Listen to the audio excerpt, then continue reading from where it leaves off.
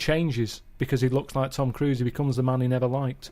But you see, to me, just from the outsider's point of view, even if I was to accept all the other premise of this movie, which is clearly horseshit, what would have been more interesting is that they don't tell the world that it's a new guy, that they tell the world it's Tom and that they've brought him back to life. He'll have that. That seems more interesting because he then dropped there's the plumber. tension, they're lying to the world, and this guy, he's getting the glory that he always wanted as an actor, but he's lying, and that's a more interesting tension. Is he going to declare, actually, I'm not really Tom, I'm Brian, I've been lying to you all, and that seems like a more interesting dilemma. Instead, we've brought back the walking corpse of Tom Cruise with another man's mind. I mean...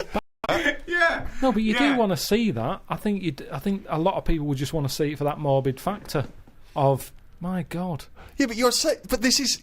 You mean they want to see your film because of this morbid factor? Yeah, this is a fiction. This is a fiction. This didn't really happen. You mean the final act of the film is us seeing Mission Impossible 8, starring the real Tom Cruise playing just his own cadaver, and I mean it's an Oscar-winning performance from Tom. I don't know how he's keeping in check who he is. What's his girlfriend think of this? Who's? Brian's. She's loving it, isn't she? Because she always liked Tom Cruise. She's over What the did moon. Brian look like, just out of interest? He's just sort of an older looking... Well, who would play him? Who would play him in this film? Probably... It's got to be American, I'm not that... what's his name? The bloke who was in Cheers, probably. Ted Danson. Ted Danson. Brian. So Claire, right. This is so confusing because Ted Danson's supposed to be someone that we've never heard of, even though he's Ted Danson, and Tom Cruise is playing himself, the famous actor Tom Cruise, who is now inhabited by Ted Danson, who's not Ted Danson. Ted Danson! Ted Danson as Brian. Ted Danson as Brian, as Tom Cruise, as Ethan Hunt in Mission Impossible 8. Wow. So, have you got a title yet? No, I just wanted to know if you're in. Surely the wife of Brian. The wife of Brian. Who's played Claire? I'm up for you. You know, that's why I've come to you. I thought There's you'd an know. obvious suggestion. Okay, so- Rebecca De Mornay. Okay, yeah. She is so hot after The Love of a Brain or whatever it was called.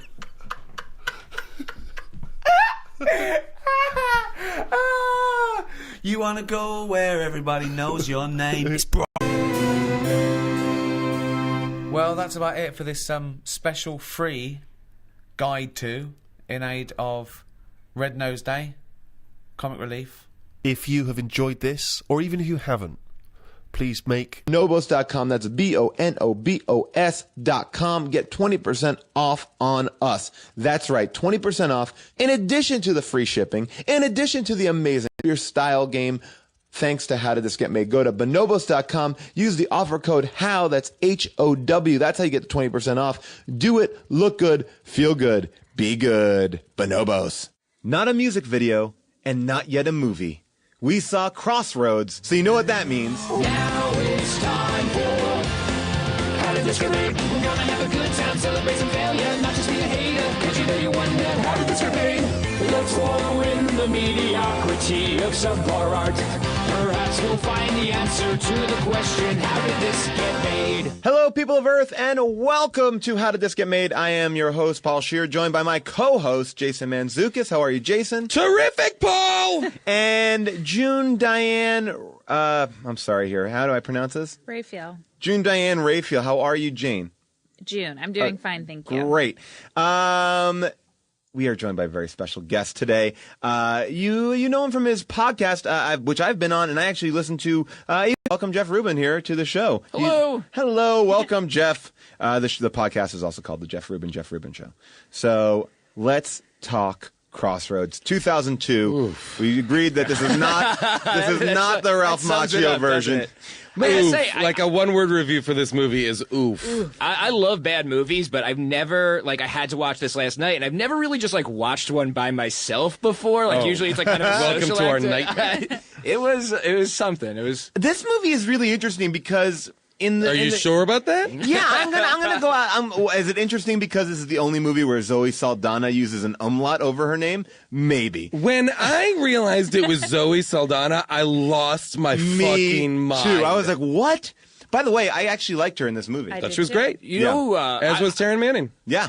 That's who I was more Britney excited to Spears. see. Nope. And I'm willing to stand behind that. I think everyone in the Willing to movie stand is by at that. least fine, except with the exception of Britney Spears. Well, I think for a non-actress, she's. I don't have. Yes. I'm actually agreeing with June. I don't think that she's overtly bad.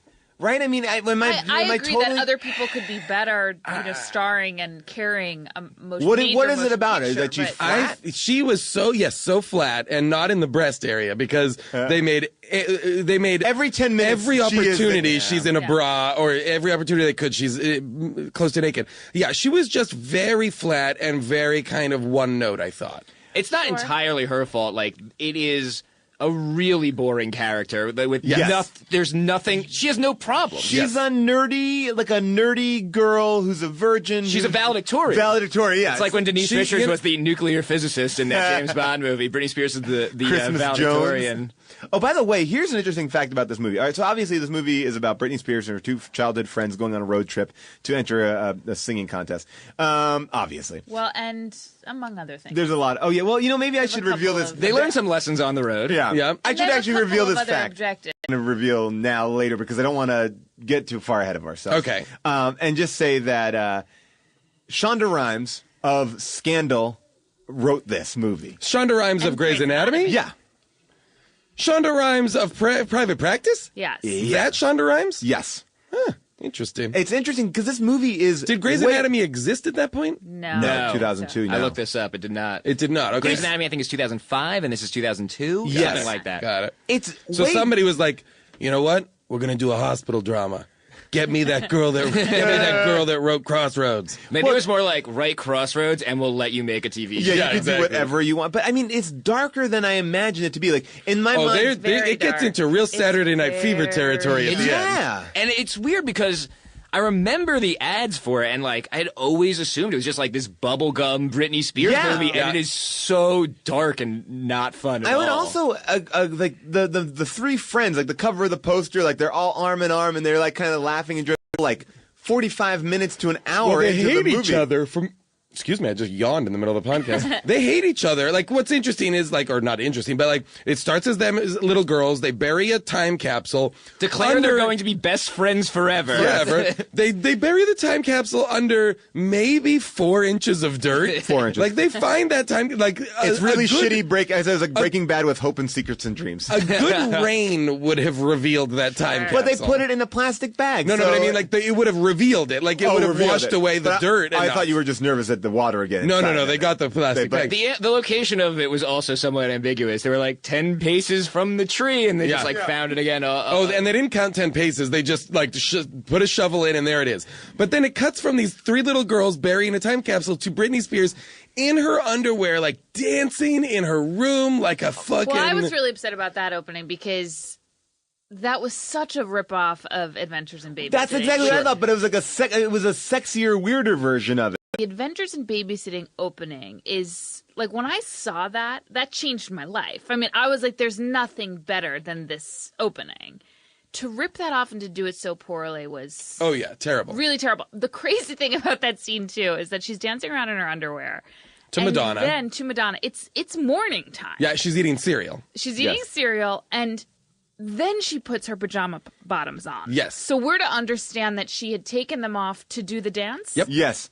So you could, and Okay, great. by the way, the way she puts her pajama bottoms on It's really is not to strange. stand and put Yeah. them in one leg at a time. It's to get up on her bed, It's really strange. lean back, put her legs in the air like a baby that needs to have her bum, diaper change. to have her diaper changed, to have her butt wiped, and she puts them on that way, so you get a full crotch shot. Yeah. like 2 camel legs at a toe time, shot. yeah. This movie, I just wrote down at one point virgin whore. Virgin. I wrote down virgin nerd. But wasn't that that's Britney like- Spears' that's- image? That Wasn't was her Britney thing? Spears'. Yeah, exactly. The virgin whore. Exactly, and guarantee you just made for dudes to jerk off to. There was nothing in this movie I feel why like. was it so dark at the end? Oh, boy. Because Really they were dark. going for something else. Yeah. I mean, I think It I took think a this is real probably left what turn. happened. Well- I think the script probably existed in Well, and of itself. I know and this. then it became. I have a All prep. right, well, go ahead. All right, well, go ahead. He's like, well, No, in my mind, the script already existed, and it was probably a darker, more interesting script. And then once Britney Spears was like a huge star and attached herself to the project, it became what we just saw. now I will tell you what actually happened, which is Britney Spears, story by credit, created this story. Oh, that explains so much. And this is what it is. There's about 3 friends, and one of them is pregnant. Okay, and one of them is pregnant, and Britney Spears wanted to play the girl who, I guess we're gonna get into it, so I gotta reveal it now. The girl who was raped and now is pregnant. Yes, So Taryn Britney- Manning's the, part. the rape is revealed Act 2 somewhere. Yes, Yeah. in the middle of that. Oh, you Britney- mean during the Heavy Secrets montage? Yes. Oh my Where God, that was each of everyone- the 3 girls in different locations in different sets of pajamas reveals super fucking heavy stuff. while different eating time. ice cream Yeah. and then And one of them's at night, and then it cuts them like by the pool during Yes. the day, and it's They like have pulled they just an been doing this all-nighter. all night secret party. So basically, So yeah. Britney wanted to play the Taryn Manning part. Yes, it was written for Britney to play the Taryn Manning part because she felt like that's what she could identify with. Then she was told she could not play that part, which makes so much sense because Taryn Manning wants to become a pop star. It was so weird. And then Britney Spears is not that on that track. Yeah, like one and of then the they three have of to them. kind of switch. Yeah, one of the 3 of them's like, I'm going to LA to enter a talent contest. I'm going to be a big musician. And that character is not the Britney Spears Not only character. that, but she's afraid to sing. Yeah. Not only Yes. that, but when they do enter a Which makes karaoke no contest sense. to make money, it's Taryn Manning is going to be the lead singer, and Britney and Zoe Saldana are the backup singers, and sing, and Britney Spears In a has to step karaoke contest. forward at a karaoke contest to sing Joan Jett's "I Love Rock and Roll." Terrible. But they Terrible do set cover. up that Britney Spears Can sing. can sing no, but- and was going to major in music. I don't even remember that. They, She the is one a Well, line. she was going to be a Musical. doctor. No, there Well, was her dad because remember wanted the to woman be. at graduation says, "I hope you're going to continue your music after high school," and her dad's like, She "Well, said she's no. going to be a doctor, so she's going to have to this, that, and the other." But the minute she gets on that stage, she starts working that pole. She is working the pole. What She has karaoke place is a stripper pole in Yep, it? they're in New Orleans, to be fair. I mean, also going back to the graduation, there's the scene where she's getting dressed, and then her father, played by Dan Aykroyd, Yes, by the doing way. like kind of like a riff on his My Girl father a Right? little bit. Oh, Yeah, I like didn't this think of that, yeah. sad father who's been left. I felt like this was an alternate world version of Nothing But Trouble? of John Mahoney and Diane and Ione Skye in Say Anything, like single dad, yeah. single overprotective dad, and valedictorian smart girl daughter who never. This movie is Yeah. just Say Anything told from Diane Lord's perspective. Diane Lord? No, it's Ione Skye. Yeah, no, but that's her character's name. I think is. Oh, you're right. What's Yeah. his name? Yeah, because anyway, blah, blah, blah. But, like, he's so overprotective of her, and then she runs away, and she's a bad girl, but she's not at all a bad girl. She's like a really good valedictorian girl, but when she gets on the stage, she starts working the pole Yeah. like a whore. Again, back to your virgin whore. Well, and we understand she's a virgin, so Yes. I guess Because we're- she's mocked in high school for being a virgin. right. Also, Yeah. she almost has sex with Justin Long. It's her chemistry partner. And here's the crazy thing I have to ask about that scene. So she comes out of the bathroom. It's prom night. Graduation and prom are on the same night. Sure. Okay, Diane sure. Court. Everybody, it's Diane Diane Court. Court. Apologies. Graduation and prom are on the same night. They've never hooked up before, ever. Like never No, they kissed, are. never nothing. They appear to be boyfriend and girlfriend, but then it's revealed that they are just lab partners. paper was published in the British Medical Journal. Dr. Azoanye was subsequently contacted by numerous other psychiatrists who had treated patients with similar miraculous experiences. These doctors feared for their careers if they went public with cases that defied all conventional medical explanation. The doctors quoted here as saying, "Can you imagine what would happen if they told their clinical team that a patient had been possessed by demons? They'd be laughed out of court." And the writer of the article finishes by saying, "Perhaps it's wise to heed the soothing words of Albert Einstein. There are only two ways to live your life. One is as though nothing is a miracle. The other is as though everything is a miracle." That was a great story there. That's from Danny Penman on newsmonster.co.uk. I'm not sure about the talking fish, though. I don't know about that one. The next article might inspire you to go out and buy the new issue of Fate magazine.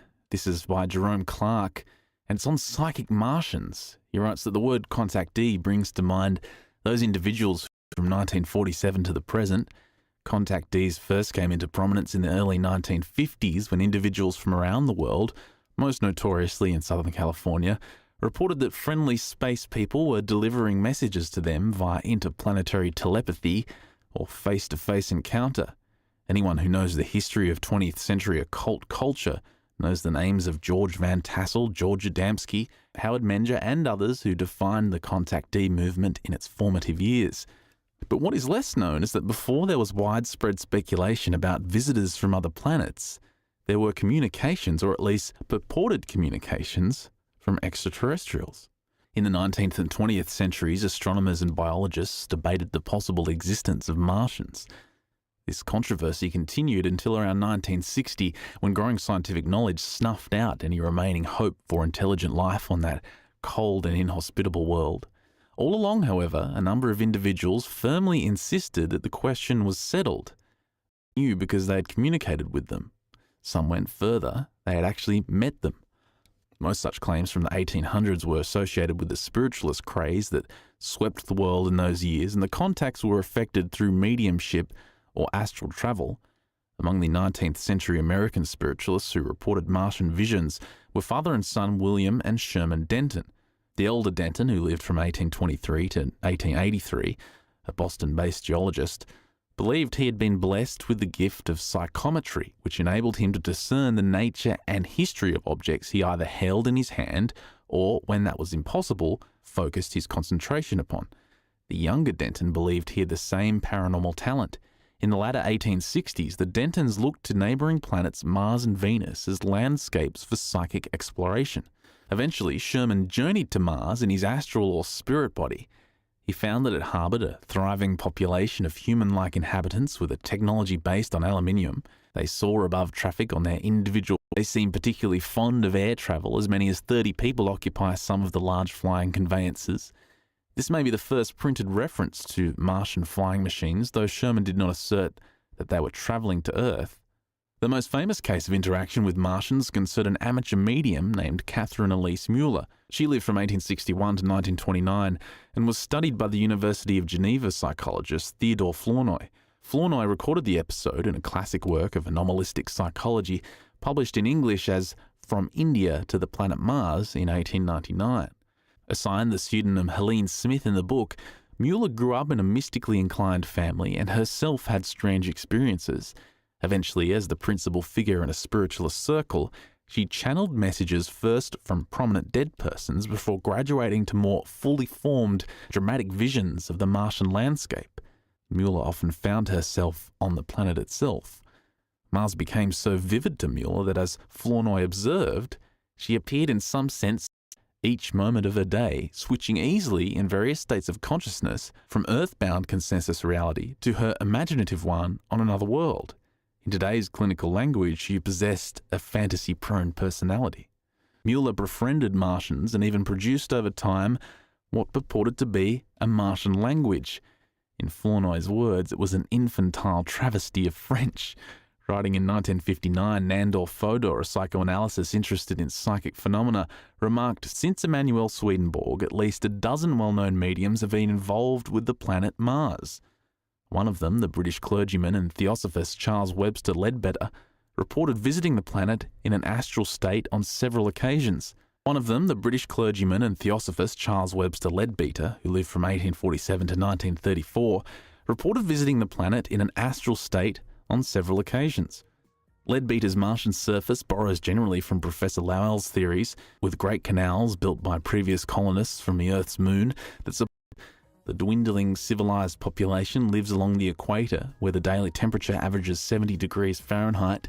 These beings resemble Earthlings, but are shorter, barely reaching 5 feet in height, have broader chests to encase larger lungs since the air is thinner. Scattered bands of savages live elsewhere in less hospitable regions of the planet. Most educated Martians, wrote Leadbeater, have yellow hair and blue or violet eyes, are somewhat Norwegian in appearance. They dress colourfully and have a particular fondness for flower gardens. Mechanical devices and trained animals do most of the work, allowing Martians to live long, disease-free lives of leisure under an autocratic monarchy and communistic social order. Martians, or the bulk of them, adhere to a strictly materialist philosophy. So that's just a snippet of the article Psychic Martians by Jerome Clark in the new April edition of Fate magazine. It should be available now. You can find it at fatemag.com. We're going to take a quick break now, and when we come back, we have a new interview at earthfiles.com, which could possibly be a new drone sighting. Don't go away.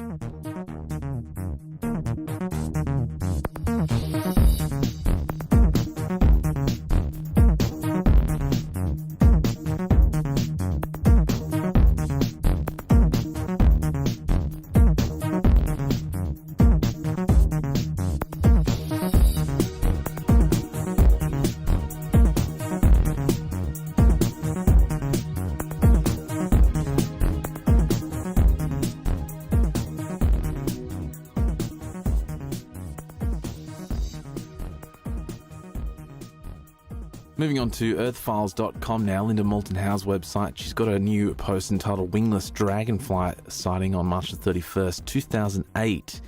She's writing about the video that's been circulating recently. Most of you are probably familiar with it, the CGI music video, which uses the correct documents and the drone in cool video. She says that the CGI creator, Chris Avery, actually took her Earth Files podcast audio and edited in her voice without asking her permission. So I always presumed that they asked her permission because there's a thank you to her at the end of the video. But she points out that that creator has now sent a letter to io9.com explaining his manipulation of the photographs, and states that since making his video, he's been accused of being the originator of the whole drone saga, and that the photos were in fact just a viral marketing campaign to promote the eventual video. He says this is definitely not the truth. He's got a reprint of the letter he sent on earthfiles.com here. But Linda writes, what is the truth is that a dozen people came forward to me to describe a dragonfly body-shaped aerial craft each had seen. Their reports span a timeline of 20 years from 1987 up to mid-November 2007, including California, Louisiana, Arizona, Alabama, Arkansas, and Oklahoma. Dragonfly aircraft eyewitness has emerged. A sighting as recently as Monday, March the 31st, 2008, the two private investigators who were hired by an international group to track down dragonfly drone witnesses in the US talked with me on Tuesday evening. One of those PIs was Tom Davis, and she says that Tom told her he met with a new eyewitness named Cam in Scotts Valley, and apparently Tom asked Cam if she would talk with Linda in a taped interview for Earth Files and Dreamland, Struber's internet radio, and she agreed. And her sighting was at 10:15 a.m. on Monday, March the 31st, 2008, when she was working in her kitchen while her boyfriend Jeff was doing yard work outside. I'll only read a little bit of the transcript here, but definitely go to earthfiles.com and check out Linda's podcast if you want to get the full story. But this witness basically says she was getting breakfast ready in the morning. She said, I have a pan rack that hangs from my kitchen ceiling. Up above my pan rack are two big skylights. I was in the process of getting ready to reach up and I caught some movement up in the skylight. She said, we live right under a flight path. We have a lot of airlines that go over, and at first I thought that might have been what it was, but it looked a little smaller than a commercial plane. I know they're up around 30,000 to 40,000 feet. This thing was lower than that, and I thought maybe it was a military jet. Then all of a sudden I started realizing, wait a minute, there are no wings, no sound, and we had the windows open and the door was open. We should have been able to hear something because you can hear planes in the kitchen. And then I realized that it had this huge long nose on the front of it. So it had this really long nose, and the body had a round shape. I saw a little bit of what I thought could have been a tail, another round shape, but I had my hands up trying to figure out how long this thing was. And she continues to say, later I saw the 2007 Dragonfly drone pictures that showed spiky appendages coming off it. I didn't see that, but I'm thinking it's because it was so high that I couldn't see it. She says, as soon as I saw all this, I went running out the front door to yell to my boyfriend Jeff to look up a thing in the sky. But by the time I got outside, it still should have been there like planes are, but it was gone. I don't know where it went. But the path it was taking, we still should have been able to see it by the time I went outside because it wasn't going tremendously fast. We should have been able to see it somewhere in the sky. By the time I got to the front door, it was just gone. And it was so odd that there was absolutely no sound at all. So again, that's from earthfiles.com. Linda asked quite a few questions here, so check out the Earthfiles podcast for more. But right at the end of the article, it's interesting because Linda has a map on the site and she's basically plotted the locations where people claim to have seen or photographed the Dragonfly aerial drone in California.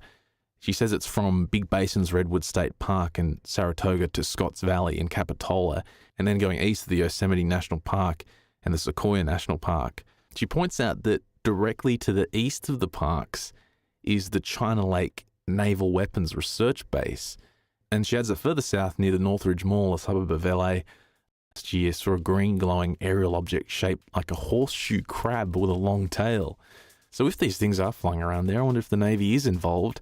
She points out that the Naval Air Weapons Station at China Lake is the home of the Naval Air Warfare Center Weapons Division, and it's where the Navy and the Marine Corps have developed or tested nearly every significant airborne weapon system in the past 5 decades. So it's a pretty interesting link she's made there, and also on the Earthfiles website, the witness has done sketches of the craft, and it does look fairly similar to what we've seen in the drone photos.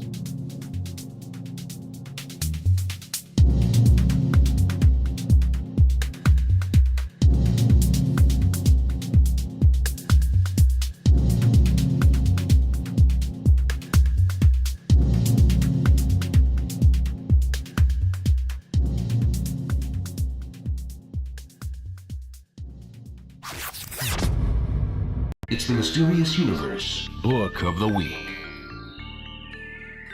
This is a new segment I wanted to try out, having a book of the week. I'm reading quite a lot now, so I think it'd be handy to review some of the books that I'm going through for you guys. Actually, this should be called Mind Shots Book of the Week since we're on Mind Shots. But anyway, you get the picture. And I mentioned at the start of the show that when I went on the Ustream, Rojan sent through a bunch of links to go through for this show.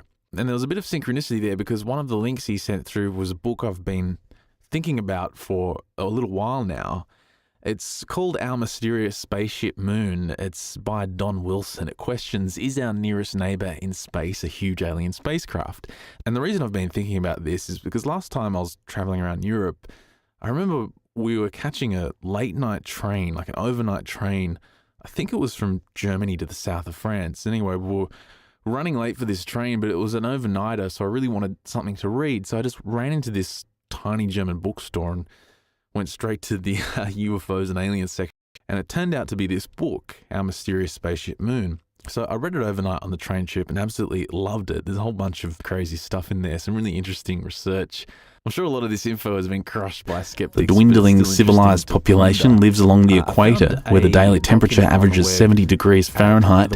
These beings resemble Earthlings, but are shorter, barely reaching 5 feet in height, in mystic social order. Martians, or the bulk of them, adhere to a strictly materialist philosophy. 6-mile crater, which he named Lynn. Its depth was estimated by the scientists to be 1,200 feet. And this German astronomer made hundreds of maps of the moon over many years. As he recorded his observations, he saw this crater gradually disappear. Today, Lynn is just a tiny bright spot with little depth, a small pit surrounded by whitish objects. Further on, he writes, near the crater Bert is an object shaped like a sword, and a geometric object shaped like a cross is in the lunar crater Eratosthenes. In the lunar crater Gazendi are angular lines, not 7 spots in the shape of the Greek capital Gamma. On page 24, Wilson writes, in 1935, 2 scientists named Vanderpoel and Stormer detected radio signals on and around the moon. Marconi and Tesla also reported flashing lunar lights. In 1956, Ohio University reported, along with observations around the world, a code-like radio chatter from the moon. And in October 1958, American, Soviet and British astronomers detected something speeding toward the moon at better than 25,000 miles per hour. They not only saw the strange object, they heard it emitting radio signals that no one could interpret. On page 26 and 27, he writes, the first astronaut to definitely see a UFO while in orbit was Major Gordon Cooper during the Marathon Mercury flight mission of 21 orbits in Faith 7 on May the 15th, 1963. While making his fourth pass over Hawaii, Cooper claims he heard weird voice transmissions which he called an unintelligible foreign language. Tapes later proved that the sounds were on the planet, but those of a tongue completely alien to Earth. Although language experts for NASA have replayed those tapes over and over, they simply have not been able to analyse it. And on his final orbit of Earth, while over the tracking station near Perth, Australia, the astronaut sighted a weird-looking object approaching him. This UFO was also seen by over 200 people at the tracking station. On page 48, Wilson writes, it was presumably when the two moonwalkers, Aldrin and Armstrong, were making the rounds some distance from the Lunar Effect module that Armstrong clutched Aldrin's arm excitedly and exclaimed, "What was it? What the hell was it? That's all I want to know." There followed further snatches of gasping interchanges between the two astronauts, with Mission Control chiming in frantically, saying, "What's there? Malfunction." Mission Control calling Apollo 11, Apollo 11. And then Apollo 11 replied, "These babies were huge, sir, enormous. Oh God, you wouldn't believe it. I'm telling you, there are other spacecraft out there lined up on the far side of the crater edge. They're on the moon watching us." I wonder where that came from. Was that where the ham radio operators supposedly heard that exchange? I can't remember how in-depth his references were in this book. But what I found really interesting in its pages weren't the rumours of conversations between NASA and astronauts. It was some of the suggestions that the moon was in fact hollow.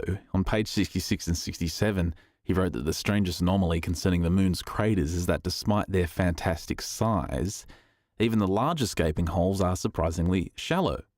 Craters 50, even 100 miles in diameter are no more than a mere 2 to 3 miles deep. It has been calculated that a meteor of 1 million tons would be equal in explosive force to 1 megaton atomic bomb. We know that meteors weighing 1 million tons have clobbered the lunar surface, yet they've left only broad, shallow holes.